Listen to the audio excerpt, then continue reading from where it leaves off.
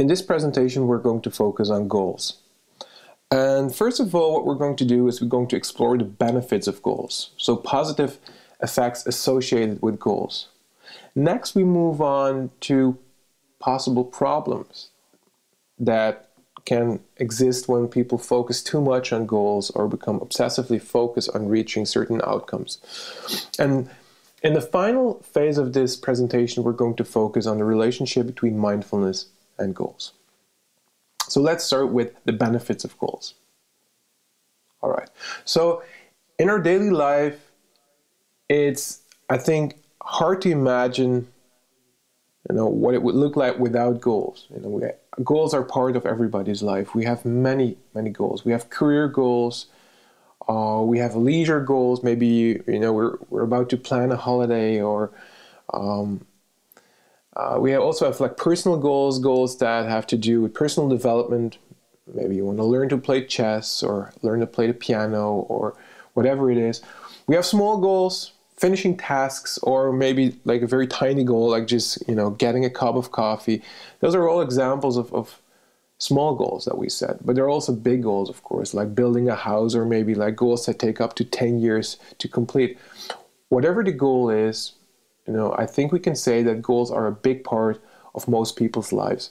And of course, there are benefits, There is a reason why we set many goals. We know, for instance, from research that goals can help to determine direction. Goals help us to concretize ideas that we have or values that we want to pursue. Because, it's a fixed endpoint. We can say, next week, I want to achieve this, and it becomes tangible. It becomes reachable, we can say. So they determine direction and can help us in that way. But they can also increase motivation. Certain goals, only imagining the outcome, only thinking of what it would be like to reach these goals can be tremendously motivating to many people. And of course, when we reach goals, this can contribute to what we call self-efficacy, the belief that we can carry on and carry out the behavior necessary. We can see that we have what it takes to do something. So achieving goals, accomplishing goals can help us to build a certain belief in ourselves, a certain sense of self-efficacy, so to say. And finally, last but not least, they also enhance focus. Because, as I said before, a goal is some concrete point in the future. It's something to be focused on. And when people have no goals, I think it becomes clear that life can be a bit vague. People don't know what to strive for. They have no sense of direction.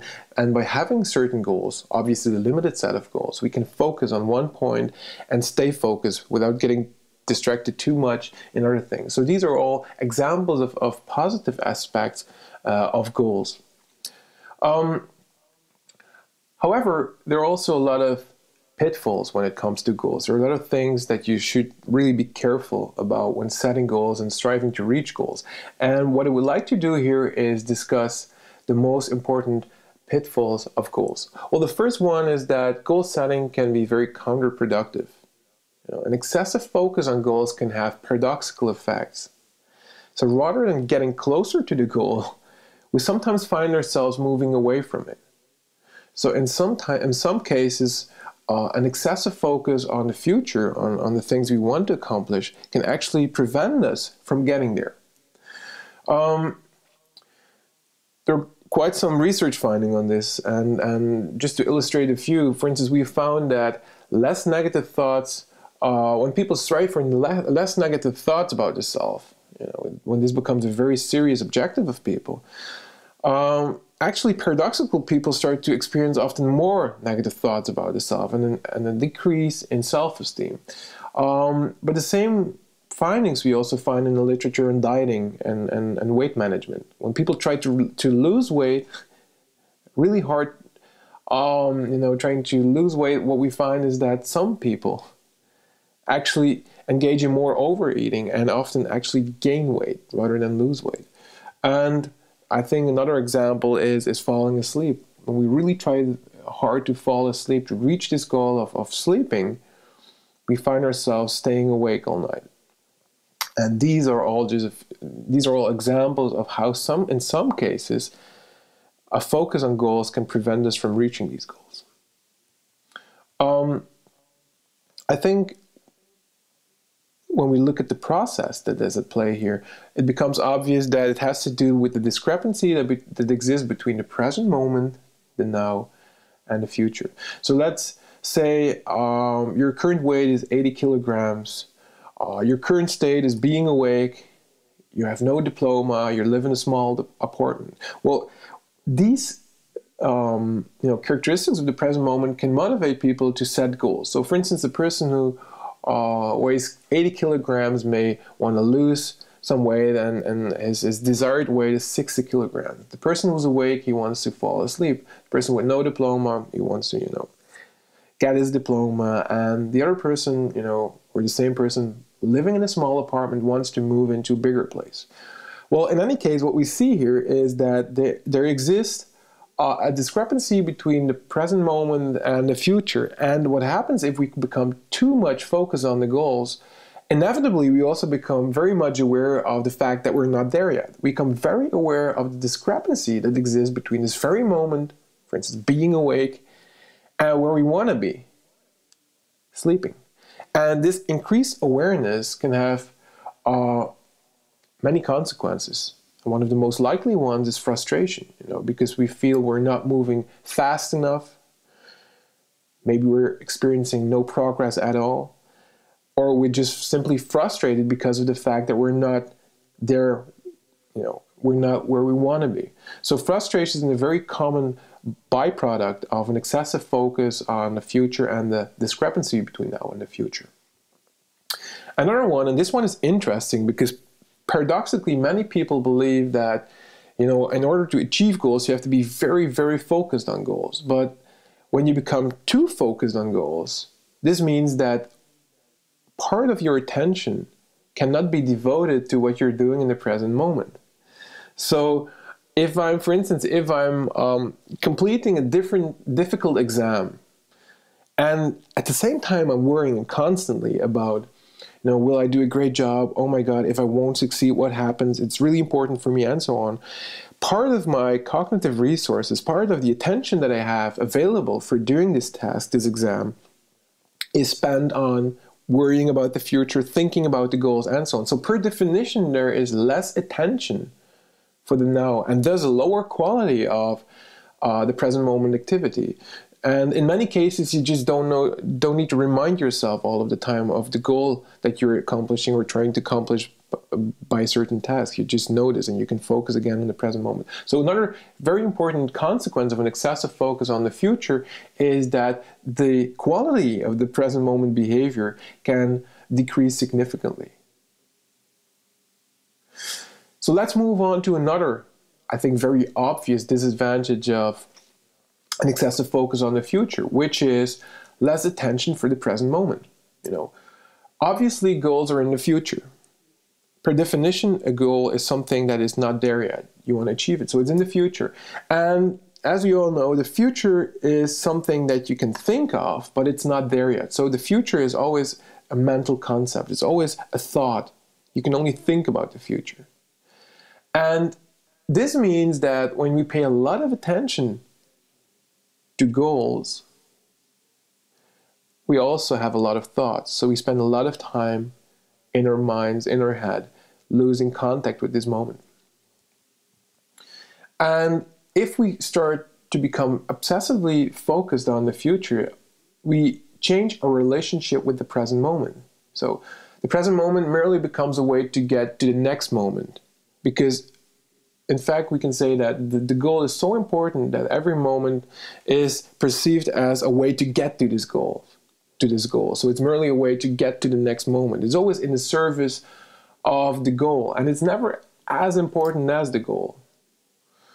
And therefore, it's never good enough unless we achieve the goal we want to achieve. The present moment is not good enough. So what you see here is that a relationship with the present moment, with the now, changes if we become so obsessively focused on the future. Simply put, the present moment is just a way to get there rather than, a means to an end. So what happens, I think, when we focus too much on the future is that the value of the present moment is being evaluated in terms of goal contribution. So I think very common examples are people that say, time is money. In other words, if this moment is not, bringing some kind of financial benefit, it's useless. Or if a certain moment is not, helping to move closer to a certain goal, it's not valuable anymore.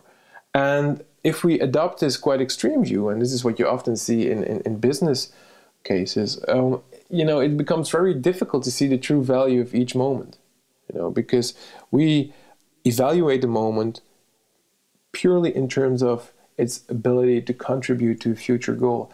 And we forget that even moments that seem very aimless, when we experience them, can be very enriching. The most beautiful moments are those that are not planned.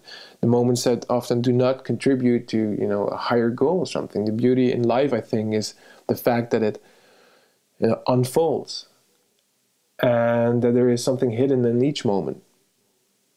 But if we adopt a strong goal focus, we may forget this very valuable insight. So what we do, if we put the story into a picture, we can say that when the flag at the end of this road represents a goal, we get really narrow focused. So here at the beginning of the road is, of course, the present moment. And when we look ahead all the time, when we focus on that goal, actually what happens is that we enter like a spotlight mode in which we're constantly focused on getting to this next point. And the paradox here, of course, is, and you could say the treadmill effect is that once we get to this flag, we see the very same picture because there will be a next finishing point to get to. So there will be a next goal to reach and the next one and the next one. So before we know it, we're caught in an endless race of getting to the next future point. So this is illustrated by this picture here. Another one, and this one is more serious, another negative consequence of an excessive goal focus is that it may cause fear and worry.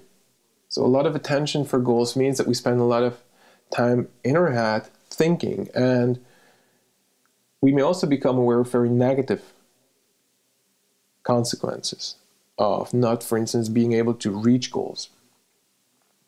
So in some cases, as we said before as well, future-related thoughts or goal-related thoughts can be positive. What's on my to-do list or neutral? Well, if I manage to reach this and this, I can do this and this. Maybe there is some promise here. Or just simply, planning. When shall I finish this task? Or when shall I finish, going to this country or whatever it is? So these are neutral or positive thoughts. But obviously, there are also negative thoughts possible. And these often are related to the awareness that we may not achieve certain goals. So what if I don't succeed? Or when we're not sure if everything will work out fine. And of course, what many people also experience is that there is a certain pressure. We set goals, and for many reasons we may set goals for ourselves, but also for other people. And in some cases, when we set goals, we experience a lot of pressure to perform well, and with this pressure comes the belief that we are not allowed to fail. We cannot permit ourselves to fail. And all these kind of thoughts that may exist when we set goals or strive for goals are obviously very problematic in many cases. So another problem of an excessive goal focus is what we call the happiness illusion. So many goals are set because we believe that achieving them will make us happier. That's the very, I think, essence of goals. Why do we set goals? But because ultimately we believe that when we achieve them, we will feel better. We will become happier or happy, or in any case, we believe some positive outcome is associated with the goals that we set, or a prevention, of course, of a negative outcome. But what we see in research, and this is referred to as the impact bias, is that in general people overestimate the anticipated impact of future events.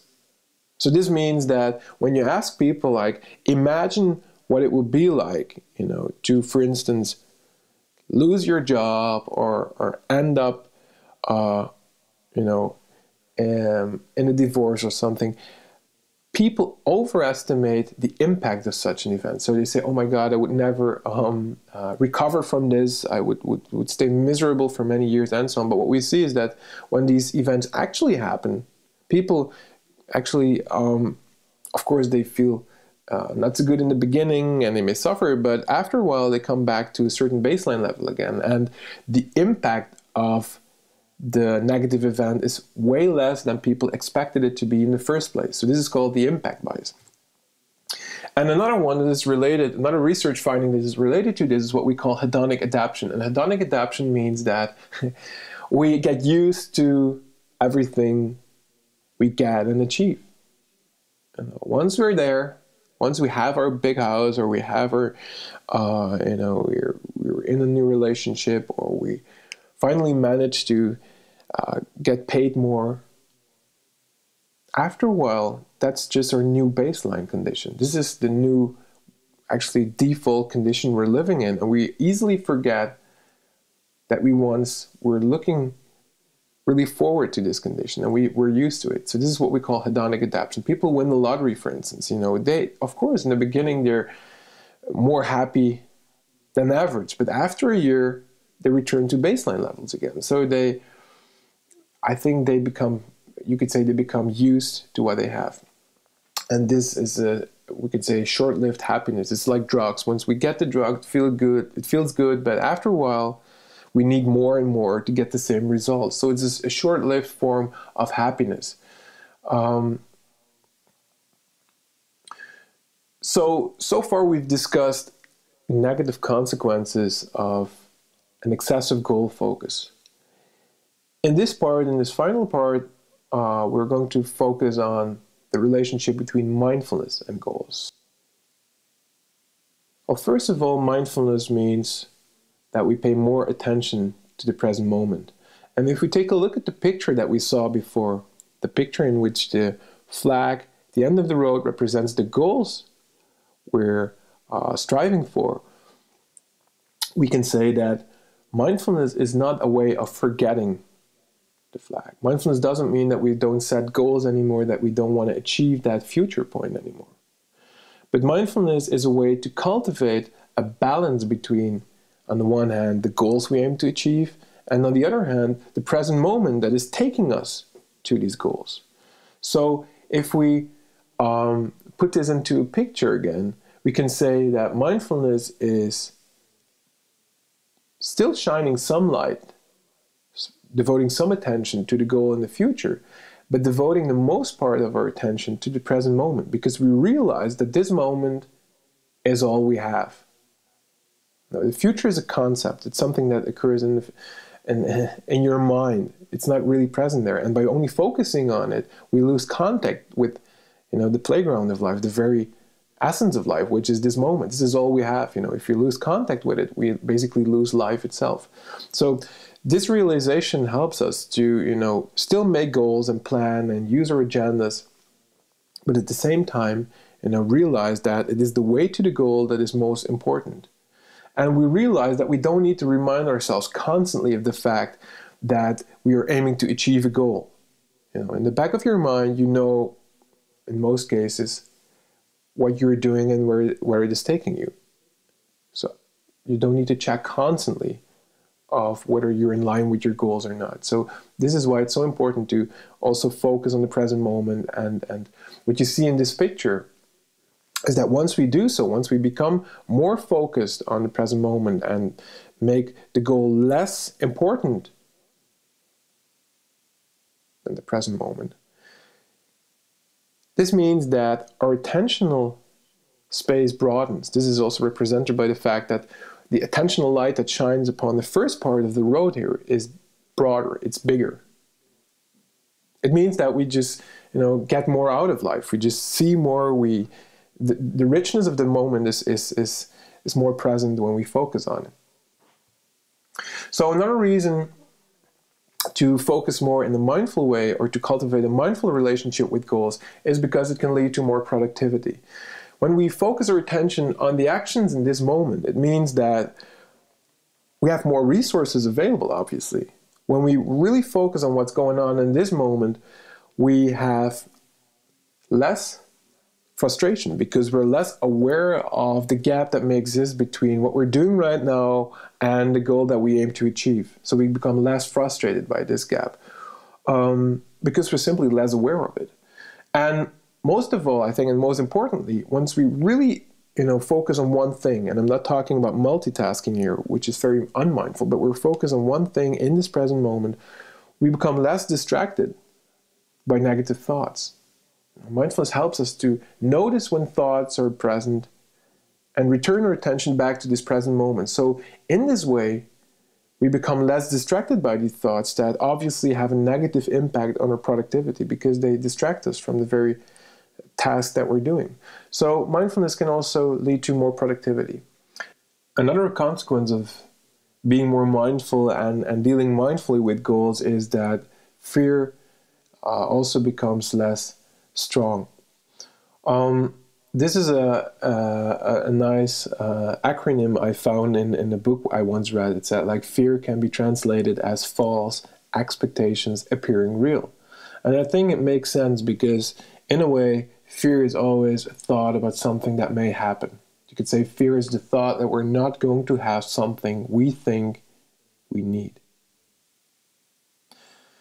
The thing is with fear is that you can never win from fearful thoughts. Fear is very powerful because it's about something that might happen. And because of that, because it's related to the future, it can take all kinds of shapes. If I'm, for instance, if I'm afraid of failing for a presentation that I have to give next week, if I'm afraid that I may not succeed, I can, reassure myself and challenge these thoughts and say, well, I did a great job last time, so next week I will be fine.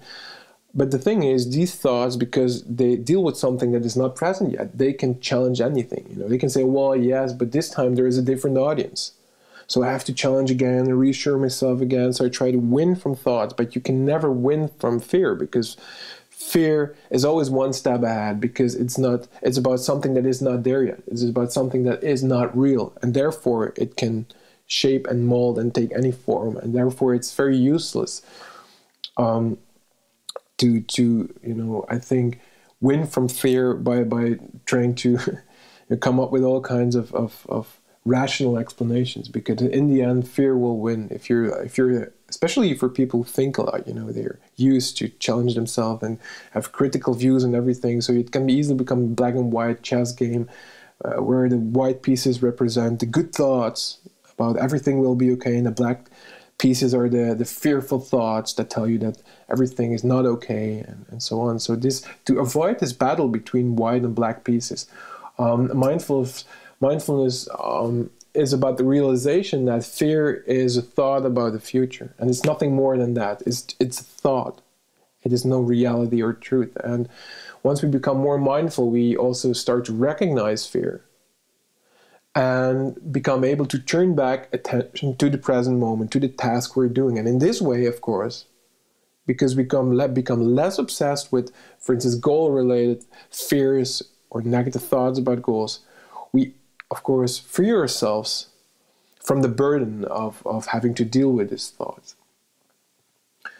Another consequence of a stronger focus on the present moment is that we become more grateful. Once we start paying attention to what is, and this is what mindfulness is all about, paying attention to what is in this very moment, versus always looking at what is not there, what should be there, what goals I aim to achieve. We become more grateful because gratitude is all about finding satisfaction in this present moment and seeing what is already there, versus the idea that once I attain my goal, I can be satisfied. So once we become more focused on the present moment and devote more attention to the things that are happening in this present moment, it also becomes easier to see what life has to offer. Maybe you remember the picture I just showed you. The The space that is covered by mindful attention for this moment is way broader than when it's focused on a narrow point in the future. And because it's broader, we're able to see more what's happening right here, right now, and just also see more of the good things that are here in this moment. This was the presentation. Thanks for your attention.